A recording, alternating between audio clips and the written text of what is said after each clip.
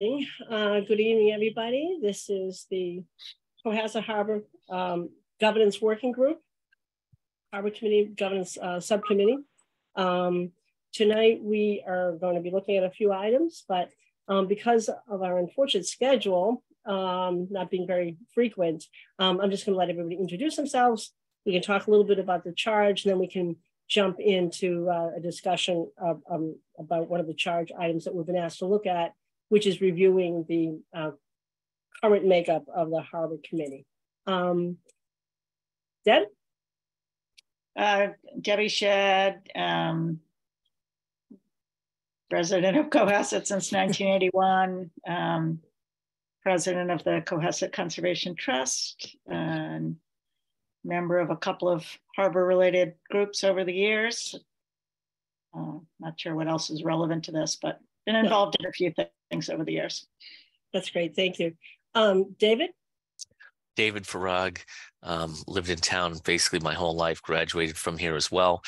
I've been on a number of town boards. I'm currently on the zoning bylaw committee looking over the zoning bylaw for all the development.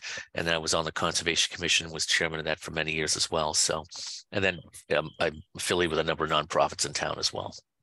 Thank you, David. And I'm Lisa Hewitt. I'm the member of the subcommittee, as is appointed member is Debbie Shedd, David Farag, Bob Canny, and the harbor master is ex officio member. And I live on the water in Parker Ave. I've been in town for probably 30 plus years. I've belonged to a lot of the organizations that deal with the harbor one time or the other. And so thank you. Okay, so I think it's helpful to go back to our original charge that was given to us by the selectmen, and also to remind everybody that we were just an advisory board. We have no adjudicatory abilities. And if you look at the Cohasset Harbor Governance Working Group charge, which was adopted 3/16/2021, it's pretty lengthy. So I will only refer to the piece that we're going to try to look at this evening. The Cohasset Harbor Governance Working Group is convened to study and provide advisory guidance on the governance regulatory recommendations in the state-approved Cohasset Municipal Harbor Plan. The working group shall research and document possible next steps on the CMHP governance-related recommendations, as well as other recommendations of the Harbor Committee. And then this charge lists 7 indices, and 2 that we can look at tonight is study merging the Government Island Advisory Committee with the Harbor Committee, to review the charge of the current Harbor Committee and present a detailed recommendation to any possible changes. And 3, consider the establishment of a Municipal Waterways Commission. So, we probably don't want to look at the Government Island Advisory Committee issue this evening. The documents that I shared with you earlier had more to do with the present makeup of a Harbor Committee. David, did you want to make any opening comments? Yeah, from the materials that we have and some of the drafts of what could be for the future, I think it's good to look at, the functionality and what needs to happen regarding the Harbor Committee if we're going to make a Waterways Commission, what that would entail. We had a number of towns, as specs to look over, and they had little different things in there. Some were better than others, but I think it's all to bring forth the functionality and then bring the potentially the committee, bring it more into align it more to the 21st century with what the other towns are doing as well. So that's. And we could discuss more about that, but that was my general impression of it. Sure. Debbie, do you want to make any comments? No, I mean, that's kind of a good summary. Okay. Just for those who, I did distribute the members of the committee some summation work that had been done by some Harbor Committee members in the past. It was a look at Scituate, Marshfield, Manchester by the Sea, and yeah, those were the three main ones, I think. Do we have another one? Let's see. Oh, in Cohasset. In Cohasset, we broke them down. And it was broken down by, what sort of waterways or harbor committee, members on the present committee, the source of the authority, the town bylaws, et cetera, et cetera. So it was just helpful just to kind of get the wheels turning about what one may want to do in this circumstance. To look at the reconfiguration of a committee. One of the things that I thought might be helpful for me to do is to just remind everybody about what the present bylaw says, about what the Cohasset Harbor bylaw, Harbor Committee bylaw says. It's really, really simple. It's unfortunately, I think the town may have gone into like a regional system of putting the code online, because the only way I could find it wasn't as if it was going in through the town bylaw. David, maybe you're familiar with this process. Town bylaw, town website bylaw enunciation. It seemed like it was also the town, and you kind of typed in your town and it came up to it. So the way it was referred to was like 30.7 point something, whereas I thought it was like 11. But it appears to be the correct bylaw, because it says Cohasset Harbor Committee shall consist of 11 members appointed by the selectmen as follows: 2 citizens at large for 3-year terms, 1 representative of the Yacht Club, 1 representative of the Cohasset Center for Student Coastal Research, 1 representative of the Cohasset Maritime Institute, 1 representative of the Sailing Club, 2 representatives of the Commercial Fishermen, 1 independent member, 1 representative of the Recreation Committee, and the Harbor Master shall serve as a permanent ex officio member.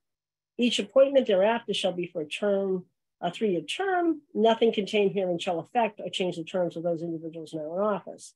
And then the language is: the Harbor Committee shall make recommendations to the selectmen and the town meeting concerning operations of the harbor. I mean, it is very, very broad in my opinion. And maybe that's good, or maybe it's not so good, but it's just, that's what it is. I think it dates back probably to the 70s when it was first enacted. I know it was most recently amended in 2018, but I know that there was many other harbor committees in existence that probably, were involved in a lot of things, and then the need for the advice, waned, and then people, weren't on the committee for a while. But most recently, this committee was reconstituted probably in around 2017, is my memory. So that just kind of give you some context. Laurie, do you want to say anything?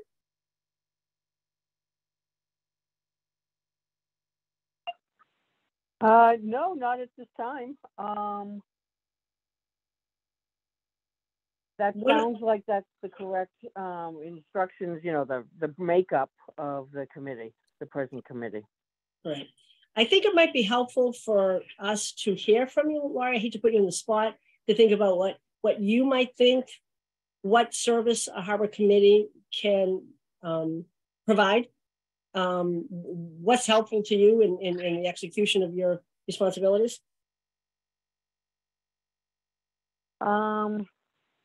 Really hadn't given that much thought. The committee is advisory to the selectmen in the past and over the years, and even when I was on the committee before getting this wonderful job. It was a tool used to help communicate large projects. Like when Peter Roy wanted to do a new dock system over at the old boatyard, I did not feel comfortable making the decisions. So I had them bring it before the Harbor Committee for their recommendations. It's a tool for me to use to kind of get a feeling of what people think, and also ideas. Like in that case, Peter wanted one thing and settled for something different. Because of the input by various sources and also from the boating public in general. Mm-hmm. So they're like a sounding board. That's helpful. Do you know of any towns that locally that that you think that how their design is really helpful to their harbor master, or is it pretty much town by town? It might be different.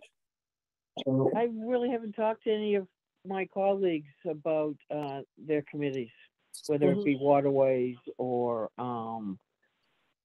or a harbor committee. Just that's not a subject we bring up. I can certainly talk to some of my colleagues about it. Lisa, so the new language that you sent, this is from? Well, the language that I sent out was a draft that was sent to me by Tim Davis as his proposal, because it hadn't gone through before the full harbor committee. I think it's a proposal. Okay, so it's really just Tim's thoughts at this point? I can't speak to that if it's others besides Tim, but he was the one who asked me to have this considered before the government. Because I just found it, I compared it to what you just read, that's the current bylaw, and it's very confusing to weigh in on which one is better or whether some middle version is better without knowing what the thinking is of the person that created this. Because, like when Lori just described feeling like the committee for her was kind of a sounding board, the current makeup of the committee seems to lend itself to that. It tries to involve different constituencies around the harbor who wouldn't all necessarily be as actively involved in some issues as others. There might be issues that, really affect the people that are sailing or really affect the fishermen,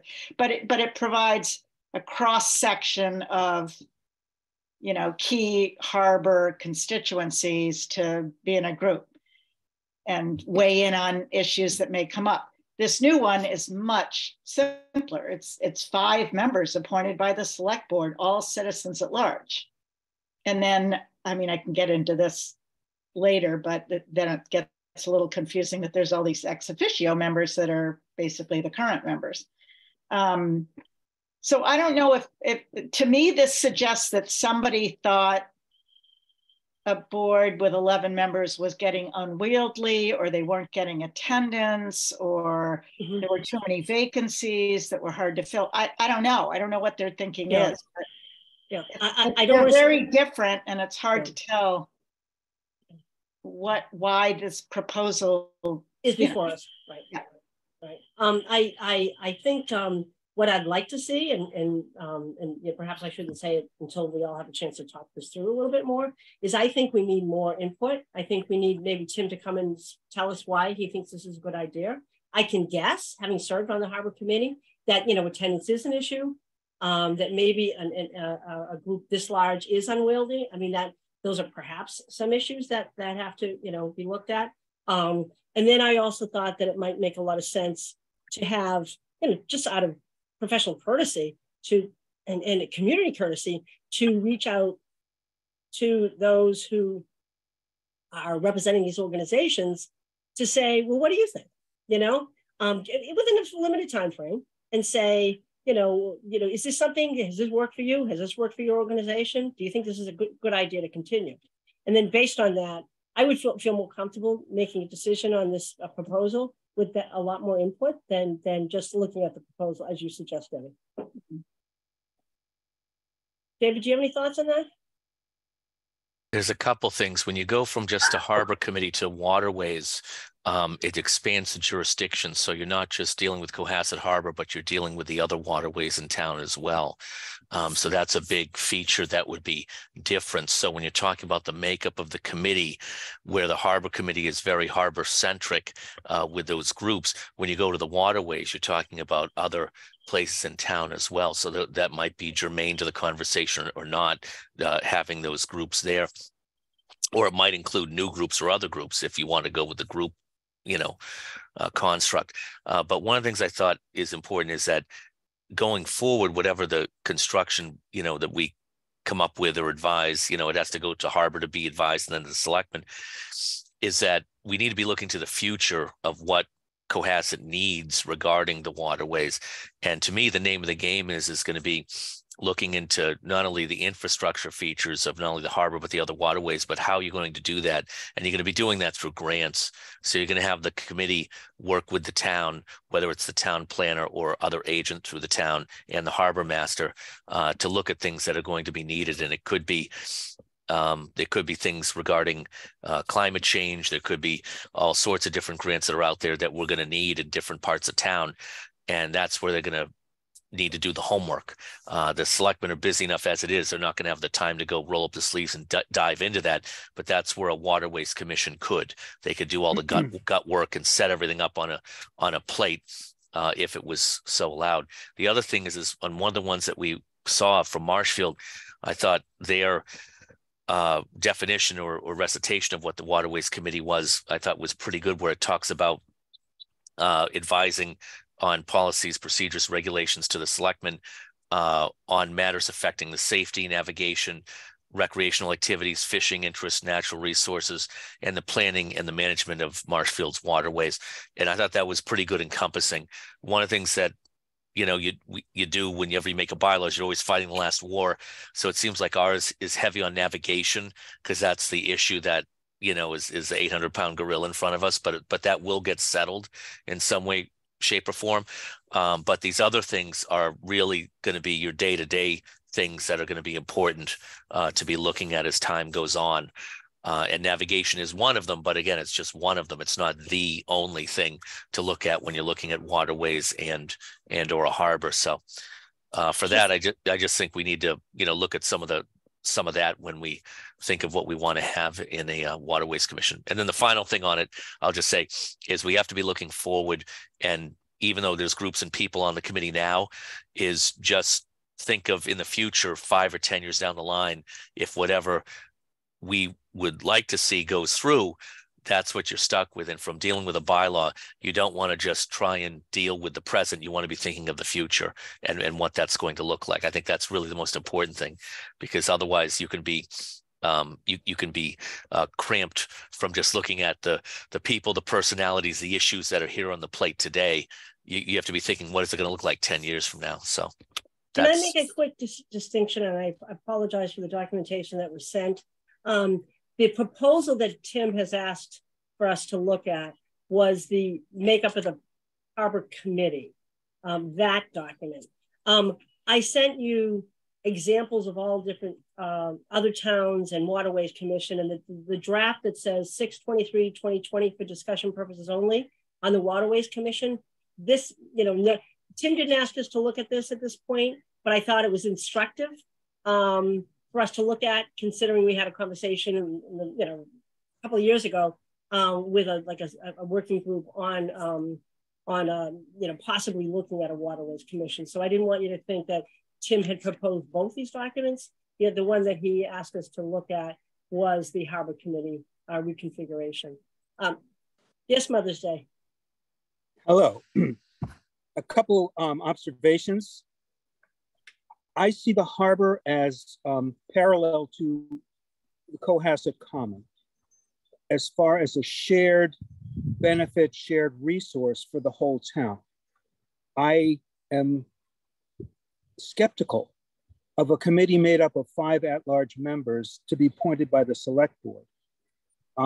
There is no guarantee that you're going to get people with some kind of expertise and stake in the harbor.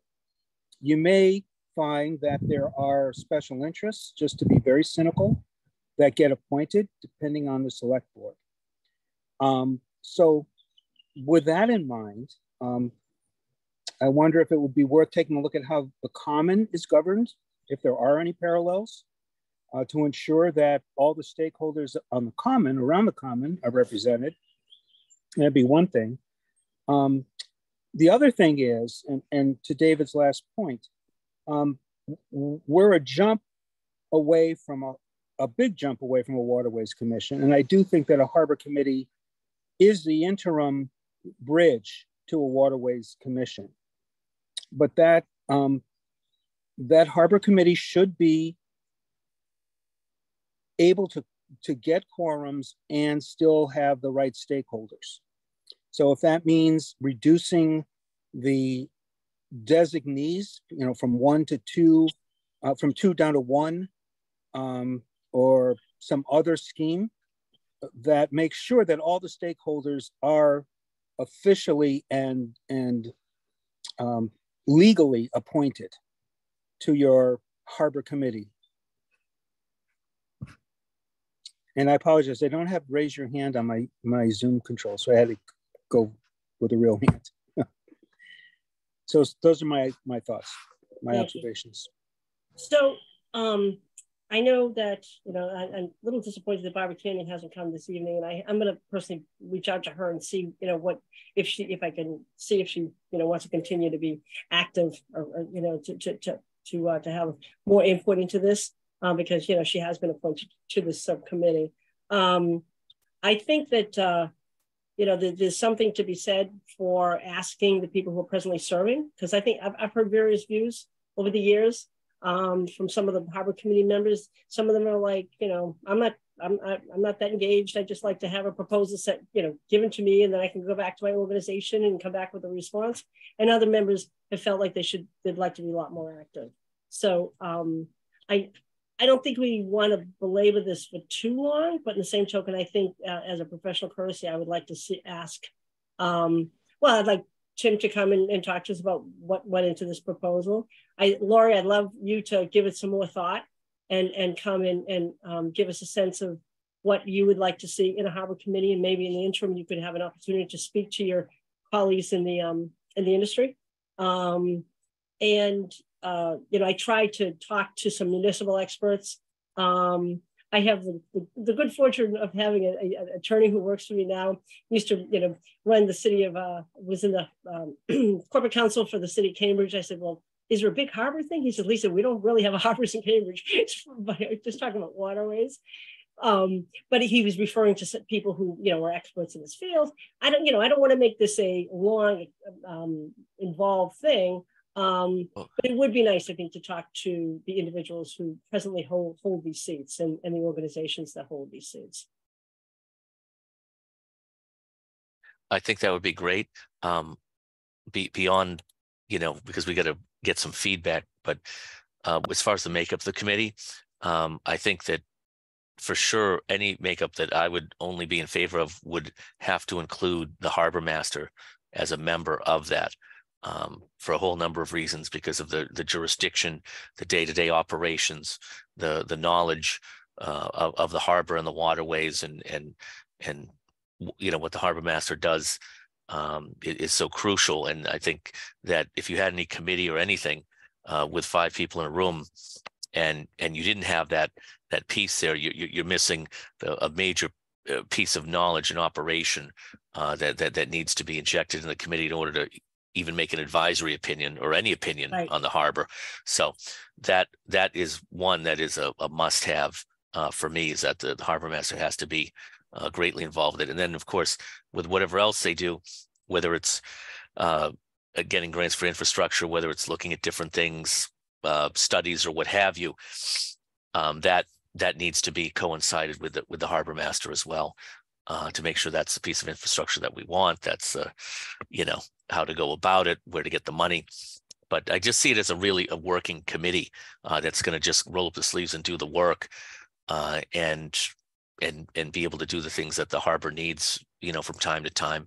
They might even, I know other towns did a separate dredging committee when it comes up, but that might be something you might want to put in there to be looking at that, because that's such a long range look when you're doing dredging that usually, gosh, that can take 5 to 7 years from beginning to end before you even have a contract go out on it. So, you know, those kind of long-term things I think would be something to look at, because the other thing is that the committee, when you do dredging, when you do all these things, it's also built on relationships. So whether it's the people through town hall, whether it's your town planner or other agent, the people on the committee, when you're working with state agencies, when you're working with other NGOs or nonprofits, it's important that they build relationships with these people, because when you're going to get one grant, you're going to get two, Right. and you're going to be coming back for more, or it might be a different grant that they're going to be a piece of with Cohasset. We had that, for instance, on Border Street years ago, when the bridge on Border Street, where the cut is there right before Parker Ave, it collapsed, meaning that the pipe had collapsed because the road had collapsed a little there. And so we worked on the Conservation Commission to get different funds for that, and we cobbled them together through the Conservation Law Foundation, NOAA, and a whole coastal zone management. We even got funds from the town there. I'm trying to think of the board there that it was, but anyway, we did the design and then we did the build, but we cobbled it, had all those groups together. So there was many meetings going on site looking at it, and it became a wetland restoration project, and the town was, you know, we were able to get the funds outside to do that. So I see that as happening in a number of different ways, not only in the harbor, but with the waterways. You're going to be dealing with a number of different groups. And so it's important for the committee to be working and build those relationships with state, federal, and other agencies. Could we talk for just a couple of minutes about a waterways commission? And what, Lauren, maybe you can be helpful with this, is what, I mean, I think I know, but what are our other waterways that wouldn't be considered part of the harbor? Little Harbor and Gulf River, Right. which is covered in the bylaws and regulations, the town for the harbor. So you say that they're presently under the definition of the harbor? Yes, they are. Yep. Yep. If you look at the, I'm not sure whether it's the bylaws or the regulations, but it specifically includes both of those locations. There are rules and regulations for both locations regarding speed and moorings, especially in Little Harbor for moorings, and that in Little Harbor you can only water ski or tube or whatever every other day, and then the Gulf River speed limit of 5 miles an hour. So it does. They are mentioned in those documents. I mean, I think, you know, there's something to be said for updating things to be very exacting. Do you, Laurie, I know you have, you know, regulatory power or regular, I don't know, whatever term to use, over the harbor and others. Do you feel that you have that sort of authority over Little Harbor and the Gulf River? Oh yes, definitely. Yeah, they come under my my regulations and my enforcement, the rules. And you said Little Harbor too, right? Is that? That's correct. Yep. Yeah. It's funny because I bring that up when you're talking about work that can be done. You know, there was a Little Harbor always gets the algae in there because of the flushing doesn't happen. And of course, you know, there was the big thing about Cat Dam years ago when I was on the Concom with that, which almost created a holy war in town. And I was looking on the internet, and there's actually a device that was developed. And if you know those kind of those robot sweepers that you can get in your house that just go around and pick up dirt. Roomba.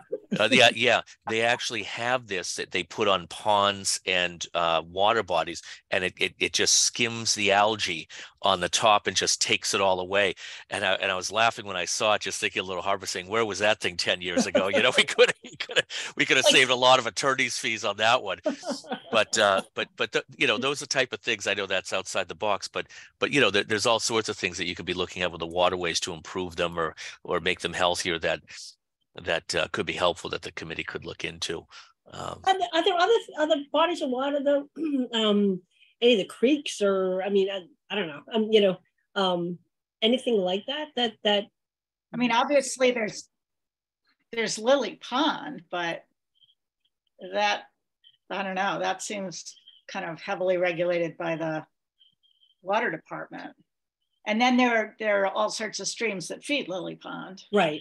And there's oh gosh, I'm blanking on the name of it. The one that goes under Beechwood Street.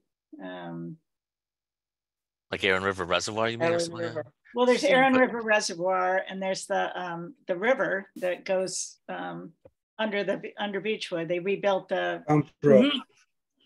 What? Bound Brook. Bound Brook. Yeah. Bound Brook, right. Yeah, I think we'd have to look in the definition of waterways, because I don't know if it's something that has to be navigable or not. Okay. You know? But I don't know. It could be. It could have a whole host of things under there. Yeah, I'm just wondering, does it make sense? Does it help in, as you said, David, grants to be called a Waterways Commission to appear to be more comprehensive, or does it not really matter at all? And let's not buy more than we need. Well, I think if you go with the waterways, I mean, at first, when we first got the charge, when I looked at it, I wasn't necessarily on the side of in favor of a waterways commission and looking at it and say, okay, well, why do we need to expand it? I had the same exact question. But after looking at it, when you're talking about Little Harbor and places where there's other moorings and things like that, that really need to be wrapped under the jurisdiction of the harbor master, I think that's where it comes into play. And then to have them look at that where some connect with others, and to have them look at it holistically as opposed to just the harbor.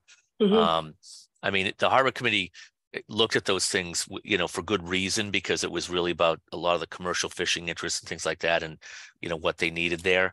But with the way things have expanded in town, and as I said, where you've got moorings all over the place, you got them offshore, you've got things that happen in Little Harbor as well. It's something where I think it needs to be looked at. I remember there was a real kerfuffle around, those inflatable, like big, like floating, almost docks. Yeah. Like the mats. Yeah. My understanding is that there was a problem with regulating those, and people were using them, and people were upset. And I'm getting this ninth hand, but I'm just wondering if that's one of the things that were difficult to talk about. I mean, through the years, we've permitted a lot of docks, private docks, not only on the Gulf River, but also on Little Harbor as well through the years that come about. So, that's part of the recreational activity. There's nothing wrong with that, but I think that's where that activity has expanded. I think the harbor committee is going to have to expand to kind of meet where that goes. The need at the time. Sure. Yeah. Sure. Laura, you look like you just say something because your phone lit up. The town regulations, I'm just looking at them right now, the harbor regs. Do talk about, there was section 22, prohibitive activities. There's a lot of, there's no operating. They talk about Little Harbor, the Gulf. So there are regulations that I have to enforce in those areas. And I was just trying to look at the bylaws quickly. And it does also talk about, the bylaws talk about Little Harbor. So right now, our bylaws and regulations, they're two separate documents, do concentrate, or do mention those two other areas as well. And with all the, docks going in and everything, Conservation Commission has been, the conservation agent has been very good on making sure I'm included on all permits. And I comment, yay or nay on the permits for docks and piers in Little Harbor and the Gulf River. Yeah, because the thing with docks is that they got to get Chapter 91 license. So they either have the license or they don't, and then they're going to go get one if they don't have one and go through that, updating of it. And it really comes down to with the dock is when it goes out, is that it's not going to hit the navigable waters, even of the Gulf River, that it's not going to be so far out there that it's going to, if a boat was to pass by, it would hit it. And then you have all the other Concom regs that go with it. So yeah, no, it's like I said, I think the jurisdiction, and it's just also the name. I mean, the Harbor Committee, it's stamping saying this is the harbor, that's it, without Gulf River, Little Harbor, that kind of stuff. So I think it's just something to look at, and then what you word within it is a whole nother deal. But as I said, the Marshfield one covered most of the activities because it really is, it's about recreational and commercial and how to keep those going. Okay, so I know we're coming up on our hour, and I don't want to cut off any conversation, but I'd like to propose a path forward, that we ask, we reach out to the members of the Harbor Committee, and I can I can send them an email and CC everybody saying, the governance subcommittee is looking at the structure of the Harbor Committee as written by the charge given to them by the selectmen. We would really like your input on the present structure, and set a date by which people either can come to a next meeting or send or submit something in writing. Does that make sense? Yeah. Yeah. And I know everyone's going to start getting really busy and crazy, and after July, it's probably dead time anyway. So we want to probably do this in the next couple of weeks. So why don't I do this? Why don't I draft a letter and send it out to you all, and you can think, tell me if you like the language. And then we can but should we set a date now for a potential meeting to have people come and speak to us? Yeah, if possible, that would be great. Yeah. And then, I'll have to see, it truly is like a labor of love for Michelle to try to get us these dates. Yeah. I keep saying I will sponsor another Zoom call, especially if they're going to let us run them now. I mean, it doesn't seem to make sense, it used to be that they wanted staff people here, but where they're just spread so thin, I think they are a little bit more flexible on that. Committee's gone wild. That's what it's going to be. They're going to just like you. Don't quote it. Yeah. Yeah, really kind of. And then maybe by that time I can get some others to see if they have any input, and I would encourage all of you to read through the materials and maybe ask around if anybody from these communities, and Lori, I would directly ask you to reach out to your colleagues, your harbor masters, and see what they think. If there's anything that works really, really well, that would be helpful. So looking at a calendar, and I know it's really hard to schedule. Thursday night's good. What day is today? It's Monday. Monday. It's Monday. Yeah. This is. I'm looking at my dates here.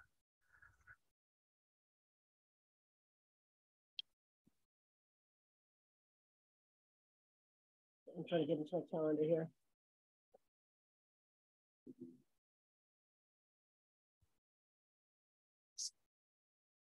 What about the 25th? Is that like 10 days? Well, hold on a sec. I actually have a conflict that night. Sure. That's the prom night. Oh God, yeah. We can't miss the promenade. Yeah. I was so upset when my kids went out of system and went to other schools. I said, can you at least date local girls so I can get to go to this? Let's see.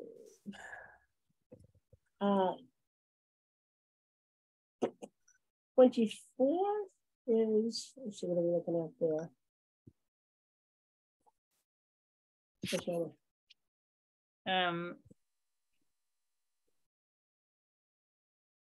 The 24th, anything? But On the 24th of May? I'm sorry, the 24th? Since I, did you say the 25th was bad because that's the prom night? Yeah, that's Well, prom night. I'm not and going to that's the prom, but I beginning have, of Memorial Day weekend. yeah. Yeah, Yeah, I mean, you could go the next week. yeah, that might you make need to. sense. I mean, more time is better, but I'm just trying, I know how bad we are. Well, I'm bad about getting this rescheduled, so I didn't want to, I could do Wednesday, the 31st, or I can't do either the 31st Okay. or the 1st. I apologize. we could go into the first week in June, the 5th or 6th, or Yeah.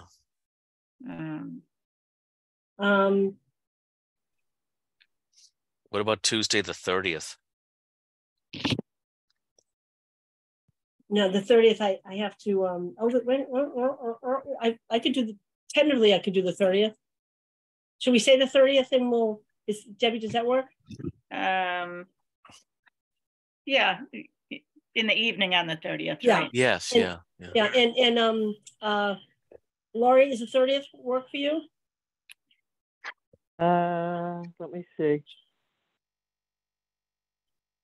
Yes, right now it does. Yep. Okay, now I wanted, I have to triple check some other things with my AA, but presently the 30th might be just the ticket. And that gives us, enough time to get a note out to people, to ask them to come either, Yeah. something in writing, or come to the 30th meeting and we can talk about it. And then in the interim, not to box you, but does anybody want to take a hand at if we were to consider like a waterways commission, what it might look like? Some sort of, I suppose we don't know the makeup yet, so it's kind of hard to figure out. To look at the waterways, you mean like? Well, it's too early. We don't know. I'm jumping the gun, really. Yeah. I think the thing is from what we get from the different groups, take that in and then think about what the future composition might want to look like from there. I mean, at the very least, the numbers have to be down from 11. I mean, 11's unruly to begin with. Yeah. There's not too many things that are above 7 or 9. Yeah. Well, I'm part of a senior management team that is 13. So it can be done, but it just has to have more engagement of people. People have to feel engaged, and it has to be broken into subcommittees. Yeah. Who then have a regular reporting deadline. I mean, even getting it down to 9 sounds more reasonable to me. 11 just is big. Yeah. But then again, do you want all these constituencies represent, like Recreation Commission? I mean, do they add anything beyond what the sailing club and the rowing club and the yacht club, and the fishermen are going to add? I'm not sure. Yeah. One of the things the town had done, but then was trying to get rid of like an accordion, was all of the committees that had standing members on other committees, because when that branch went out, you had, like with planning board, you had them on a bunch of different committees, and then you had people have to be on CPC, overlap, and the overlap, people were out Monday through Thursday every night because they're on subcommittee of a subcommittee, and it's true. And so I think to reel that back a little, they've been doing it with the other boards, and you do what the town needs. I mean, there was a time where we needed that. We wanted that extra input because there was new things going on. But I think you're right. I mean, with this, unless they jump up and down and say, yeah, we want to be a part of it, then I think you look to try and reel it in. And there's only so many committees in town that people can serve on. I mean, when you go to the annual book and you go look at all the committees, you're going to run out of talent at some point, you know what I mean? So I think there's some of that too, where you want to get it where it's a more manageable level. Definitely. I mean, it's walking a fine line between having a reasonable number of people and not getting into a situation where you you know, something comes up and you sort of miss a constituency and maybe you make some preliminary recommendations and all of a sudden some group is popping up and saying, we weren't consulted about this. We didn't hear anything about it. So, right. Which goes into a whole discussion about, maybe you want to describe what credentials people should have rather than associations, to a particular place. But you just this is what we have to talk through. I mean, with the Concom, they never had that, even though you appoint people. But through the years, they kind of put on, maybe an attorney, and then you would have an engineer, and then you would have, some other environment, like maybe a biologist. So, some different people. I mean, Lord knows you wouldn't want to have a Concom or any committee with 5 attorneys on it. That would be frightening. You'd never get anything done, or 5 engineers. We're not talking. Look at this. I know. But it's governance though. but 5 engineers, so you want to have a good mix, and I think from that you get those expertises, and that's generally what gets you the good decisions coming out. Right. But I also think you made a good point, David, that if you just say you're going to have 5 members appointed as citizens at large, you run the risk of stacking a board like this with people that are gung-ho on one particular issue. Yeah. So you want to avoid that too. Yeah. And I think others have said to me, you want to make sure that there's a baseline understanding about the harbor.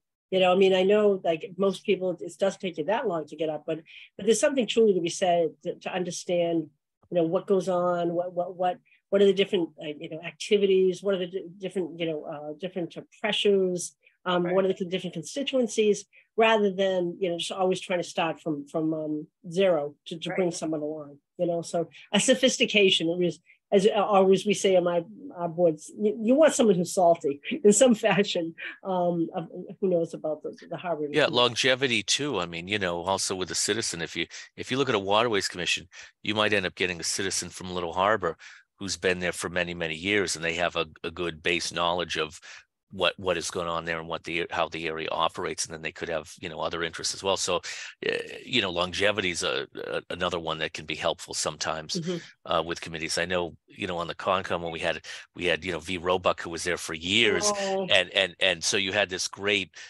institutional knowledge with the board. So when the same property came up 5-10 years later, you had this baseline of what had gone on there without just having to try and read reports and understand what it had really gone on. So I remember when I was on the zoning board, everyone who had been on the board had been on there for quite some time and had lived in town for quite some time, and so they kept referring to like, well, Kevin's house. I'm like, okay, can we have an address? I know like 12 Kevins in town.